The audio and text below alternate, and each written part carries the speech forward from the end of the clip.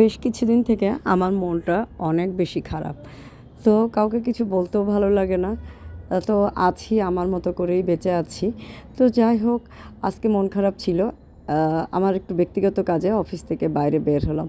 ওমা! বাইরে বের হয়ে দেখি প্রকৃতিরও অনেক মন খারাপ। একদম মনে হচ্ছে অন্ধকার হয়ে আছে, চারিদিকে একটু কুয়াশা, কুয়াশা ভাব। আর এরকম একটা অবস্থায় মনে হয় যে প্রকৃতিরও যেন মন খারাপ। তাই মন খারাপে কাটাকাটি হয়ে গেল এবং আমার মন খারাপও আমি একটু ভালো করার চেষ্টা করলাম। আর সেই মুহূর্তে সুন্দর এই ভিডিওটা ধারণ করে নিলাম।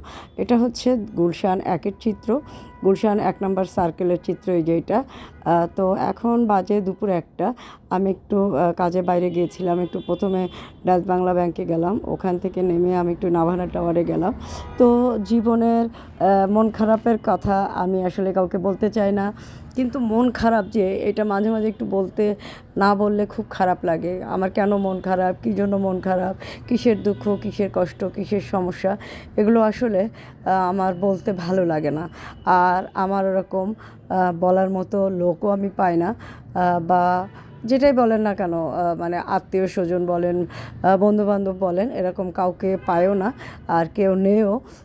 তো অফিসের কলিগ একটা আছে, তার সাথে মাঝে মাঝে সুখ দুঃখের কথা শেয়ার করি, ভালো লাগা মন্দ লাগা অনেক শেয়ার করি। তো যাই হোক, জীবনের সব কিছু কখনো আছে, অনেক কিছু আপনি কিনতে পারবেন, আবার কিছু সময় আছে অনেক কিছু থেকেই সামান্য কিছু আপনাকে ছাড় দিতে হয়। তো যাই হোক, সব জীবনের অংশ। তো মন খারাপে কাটাকাটি হয়ে গেল। তো কিছু সময় পরে মনে হলো না, আমার মনটা ভালো করা উচিত। আমাকে এভাবে আরও ধৈর্যশীল হতে হবে, আরও পরিশ্রমী হতে হবে এবং আমাকে এগিয়ে চলতে হবে, সামনের দিকে এগিয়ে যেতে হবে। তো যাই হোক, কাজ শেষ করে এখন আবার এই যে শোরুমে ব্যাক করছি। তো এটা হচ্ছে লোটাস কামাল টাওয়ারের পাশে, লোটাস কামাল টাওয়ার এবং ব্যাংক এশিয়ার মাঝখানের রোডটা 23 নম্বর রোড, গুলশান ১।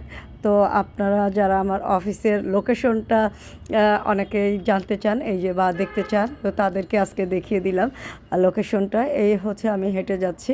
তো যাই হোক, এখন আবার সুন্দর একটা শাড়ি আপনাদেরকে দেখাবো। সুন্দর এই শাড়িটা আপনি পেয়ে যাবেন অদ্রি ফ্যাশন অ্যান্ড লাইফস্টাইলের পেজে।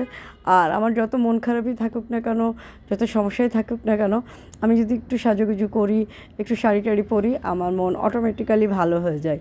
ছবি তুললে মনটা আরও ভালো হয়ে যায়।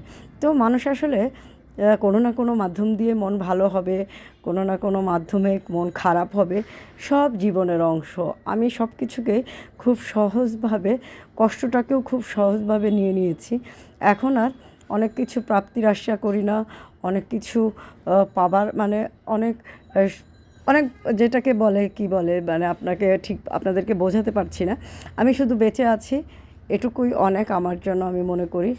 আর বাকি যেটুকু পাবো সেটুকু সবই বোনাস। তো যাই হোক, আমি কিন্তু সুন্দর এই শাড়িগুলো আপনাদের জন্য নিয়ে এসেছি। সুন্দর এই শাড়িটা আপনারা পেয়ে যাবেন অদ্রি ফ্যাশন অ্যান্ড লাইফস্টাইলের পেজে। আর যখনই মন খারাপ থাকবে সুন্দর একটা শাড়ি পরবেন, নিজেকে আয়নার সামনে দাঁড় করাবেন, দেখবেন ভালো লাগবে। মন খারাপ থাকবে, মন ভালো থাকবে। সবসময় মন ভালো থাকবে বিষয়টা এরকমও না, সবসময় খারাপ থাকবে বিষয়টা এরকমও না।